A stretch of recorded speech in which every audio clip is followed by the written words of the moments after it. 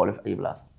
هذوك راهم واحد اقليه في واحد الدوله، ماشي دائما، راه هما كيصليو تما في الدور ديالهم ديال العباده، كاين بعض المظاهر، ولكن المهم جدا ما يمكنش تقارن ما بين هاد المغاربه ولا اللي كيصليو تما مع الاسرائيليين. علاش ما يمكنش تكون يمكن لك تقارن معه؟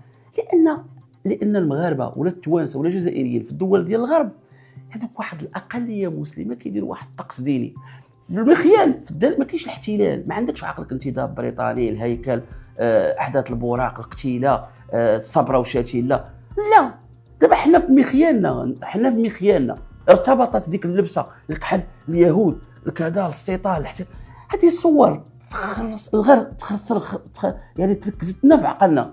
فملي كتجيب انت واحد المشاهد ديال المغاربه، واش المغاربه في فرنسا كيحتلوا شي حاجه، كيديروا شي حاجه؟ واش حنا محتلين شي واحد؟